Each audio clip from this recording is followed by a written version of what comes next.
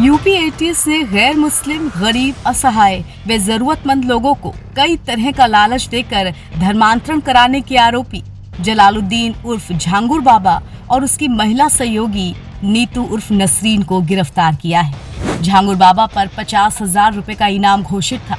झांगुर बाबा और उसके गिरोह ने 1 साल के अंदर ही विदेशी फंडिंग से करोड़ों रुपए की संपत्ति बनाई थी।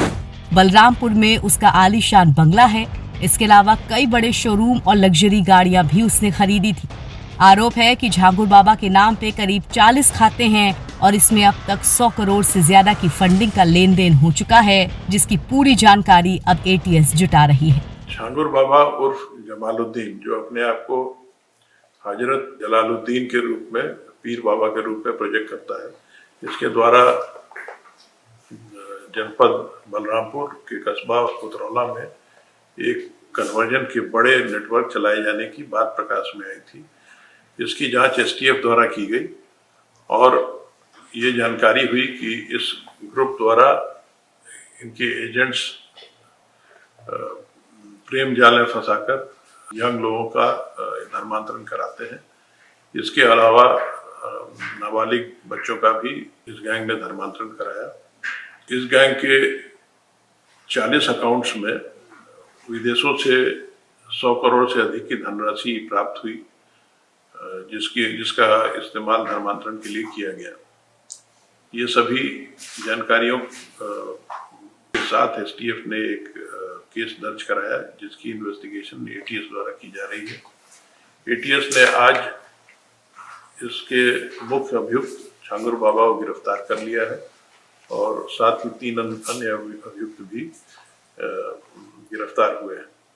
इसके आगे की इन्वेस्टिगेशन जारी है और भी अभियुक्तों के गिरफ्तार होने की संभावना है। यूपी की राजधानी लखनऊ में स्थित शिव मंदिर में 3 दिन पहले झांगुर बाबा के चंगुल में फंसकर धर्म बदलने वाले लोगों की फिर से घर वापसी कराई गई। इस दौरान ही पीड़ितों ने कई चौंकाने वाले खुलासे किए। इसके बाद एटीएस ने झांगुर बाबा की तलाश शुरू कर दी। एटीएस ने पिछले साल झांगुर बाबा के खिलाफ धर्म परिवर्तन प्रतिषेध अधिनियम और धोखाधड़ी व सांप्रदायिकता का मुकदमा दर्ज भी किया था।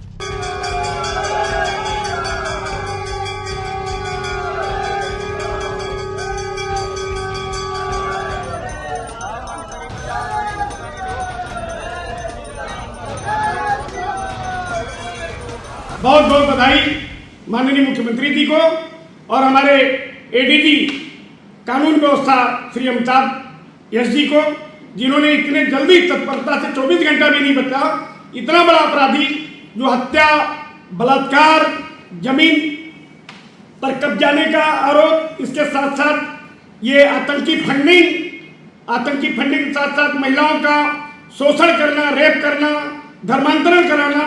तो आज में सबसे बड़ी बात यह है कि इसके जो संपर्क है पाकिस्तानी समेत कई इस्लामी देशों में है और ये कहीं न कहीं से इसके गुर्गों द्वारा ही कमलेश तिवारी की भी हत्या हुई थी, जो हिंदुवादी नेता थे, चंदन गुप्ता की हुई थी। तो मैं पुनः मुख्यमंत्री जी और अमिताभ यश जी को मैं बधाई देता हूं। साथ में निवेदन ये भी करता हूं कि 2 जो अभियुक्त मेन हैं वो अभी और बचे हैं, इनकी भी गिरफ्तारी तत्काल किया जाए और जांच अगर की जाएगी तो 4000 हमारे लोगों को उसमें धर्मांतरण करके हिंदू से मुस्लिम बनाया था, तो ये सभी को हम लोग वापसी लाएंगे। हैरानी की बात यह है कि जमालुद्दीन के नेटवर्क में हर जाति की लड़की के लिए रेट पहले से ही फिक्स था। ब्राह्मण, क्षत्रिय, सरदार लड़कियों के लिए 15 से 16 लाख रुपए फिक्स थे। वहीं पिछड़ी जाति की लड़कियों के लिए 10 से 12 लाख रुपए रखे गए थे और अन्य जाति की लड़कियों के लिए रेट 8 से 10 लाख था। लंबे समय से जमालुद्दीन बलरामपुर के उतरौला कस्बे में ये अवैध काम कर रहा था। हैरानी की बात यह है कि धर्मांतरण के इस नेटवर्क में कई देशों से कुल 100 करोड़ से अधिक की फंडिंग भी उसे मिल चुकी है। इस कड़ी में जांच एजेंसियों को पता चला है कि ये बाबा 40 से 50 इस्लामिक देशों का दौरा भी कर चुका था। इस बाबा को सबसे ज्यादा फंडिंग खाड़ी देशों से मिली थी, लेकिन एटीएस का मानना है कि ये नेटवर्क सिर्फ कुछ राज्यों तक सीमित नहीं था, पूरे भारत में फैला हुआ था। दक्षिण के केरल में भी धर्मांतरण के कई मामले सामने आए हैं। यहाँ भी ऐसे रैकेट सक्रिय हैं। जमालुद्दीन को लेकर कहा जा रहा है कि उसने इस धंधे के दम पर काफी पैसा छिपा रखा है, महंगी लग्जरी गाड़ियां और बंगला बनवाया हुआ है। NBT ऑनलाइन के लिए बलरामपुर से योगेंद्र त्रिपाठी के साथ ब्यूरो रिपोर्ट।